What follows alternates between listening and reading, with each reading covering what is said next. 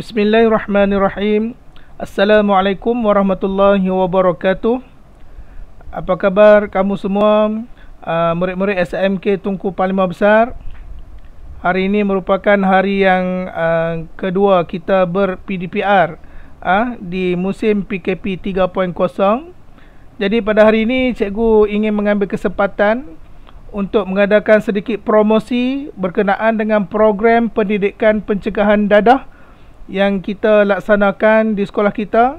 Dan pada hari ini cikgu cuba memberi maklumat berkenaan dengan program ini, supaya maklumat ini kamu boleh guna pakai untuk kehidupan kamu, untuk menjaga diri kamu, keselamatan diri kamu, supaya tidak terjebak dengan elemen-elemen yang ada ataupun yang ditekankan di dalam program pendidikan pencegahan dadah bagi SMK Tunku Parlimen Besar.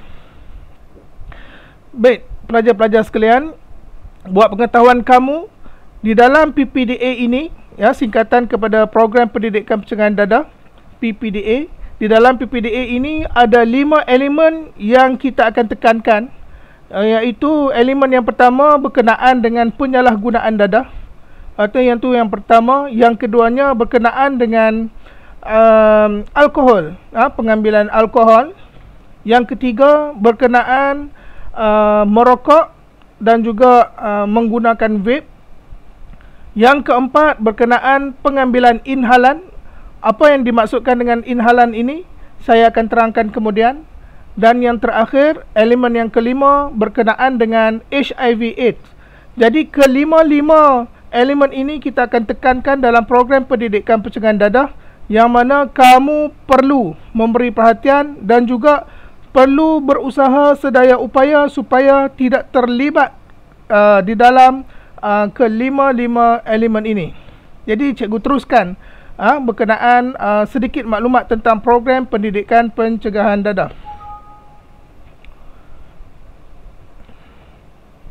Baik, buat pengetahuan semua murid, visi PPDA kita di sekolah kita ini adalah sekolah kita ni bebas dadah.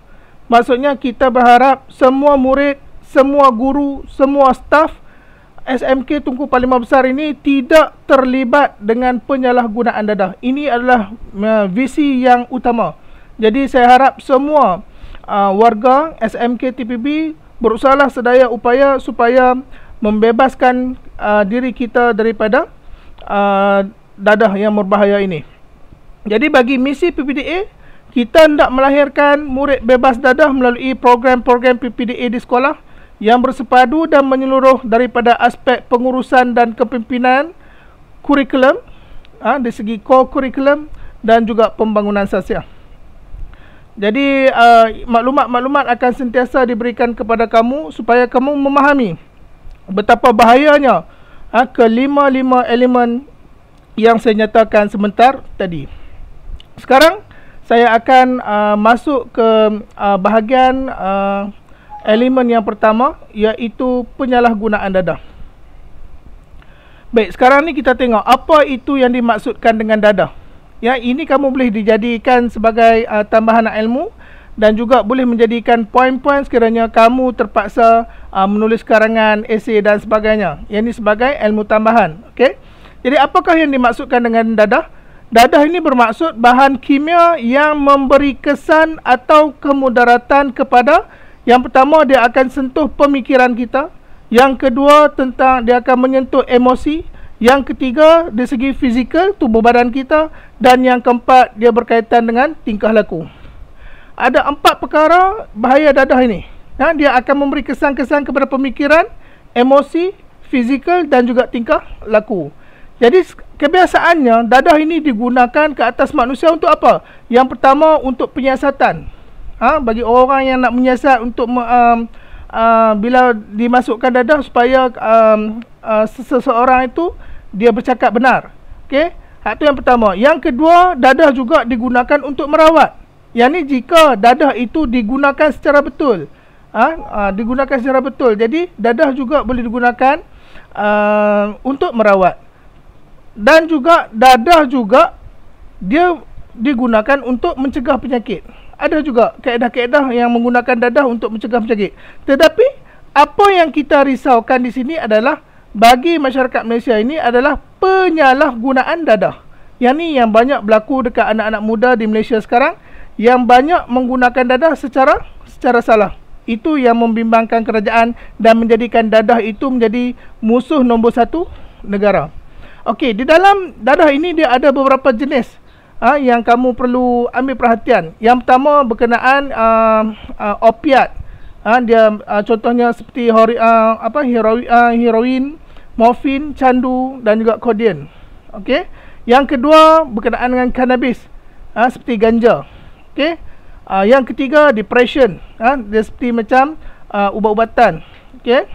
Yang keempat stimulan, amfetamin dan juga kokain. Dan yang terakhir adalah halusinogen. Jadi semua jenis dadah ini dia akan memberi kesan kepada tubuh manusia. Jadi berhati-hatilah kamu semua supaya kamu tidak terjebak dalam penyalahgunaan dadah.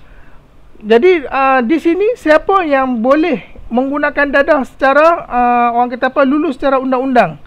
Hanya doktor sahaja yang boleh memberi dadah dengan kadar yang betul. Hanya doktor saja. Selain pada doktor, kita guna itu dikira salah.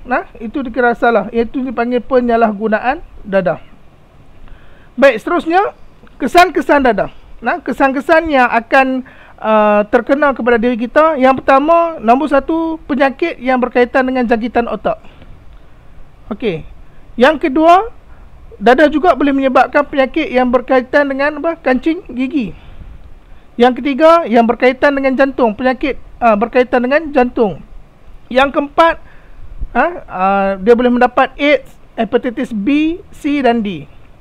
Dan yang kelima, dadah juga boleh menyebabkan berlakunya bisul, kudis, kurap dan penyakit-penyakit kulit yang lain kepada tubuh badan kita. Jadi pada peringkat awal mungkin orang yang mengambil dadah dia mengatakan, oh tak ada apa-apa, tidak ada apa-apa jika ambil, tak ada nak apa-apa pun. Tapi sebenarnya bila lama kelamaan kita menggunakan dadah dengan secara yang salah, dia akan memberi risiko kita mendapat penyakit-penyakit yang saya sebutkan sebentar tadi. Selain daripada itu, dadah ini juga akan memberi kesan kepada kerosakan paru-paru dan juga hati, kerosakan kepada sistem penghadaman, bahagian perut kita, kerosakan kepada buah pinggang. Badan kita menjadi lesu, tidak bermaya, berat badan menurun secara tiba-tiba, kemungkinan akan menjadi lumpuh. Jadi perkara ini memang dalam masa terdekat, kalau kita mengambil dadah ini memang tidak terjadi, tetapi dia akan mengambil kesan yang lama. Jadi kita sayanglah kehidupan kita, sayanglah kepada keluarga kita. Janganlah kita cuba mendekatkan diri dengan penyalahgunaan dadah untuk semua murid dan juga warga SMK Tunku Panglima Besar. Dan di segi undang-undang, dadah ini diletakkan di dalam akta-akta yang berbahaya. Contohnya Akta Dadah Berbahaya 1952, Akta Racun 1952, Akta Penagih Dadah Rawatan dan Pemulihan 1983, Akta Dadah Berbahaya Langkah Pencegahan Khas 1985, Akta Dadah Berbahaya Pelucutan Hakkan Harta 1988. Jadi akta-akta ini membolehkan kamu dipenjarakan, dihukum, dan sehinggalah kamu boleh dihukum mati sekiranya kamu terlibat dengan kesalahan dadah ini. Jadi saya tidak mengharapkan pelajar-pelajar SMK Tunku Panglima Besar terlibat dengan masalah penyalahgunaan dadah sehingga membawa kamu kepada hukuman-hukuman tertentu. Contohnya kalau kita lihat di slide ini, hukuman mati jika didapati mengedar dadah yang beratnya, contohnya heroin 15 gram atau lebih, morfin 15 gram atau lebih, candu juga 15 gram atau lebih, ganja juga 15 gram atau lebih, kokain juga 15 gram atau lebih. Sekiranya kamu menyalahi undang-undang, kamu boleh dijatuhkan hukuman mati. Jadi sayangilah diri kamu, sayangilah keluarga, sayangilah kehidupan kamu yang sekarang ni penuh bermakna. Janganlah kita tiba-tiba melibatkan diri dengan keadaan yang tidak baik untuk diri kita. Jadi saya ingat setakat itu dulu untuk video saya yang pertama. Elemen yang pertama yang saya terangkan di sini berkaitan dengan penyalahgunaan dadah. Jadi saya harap kamu luangkanlah masa untuk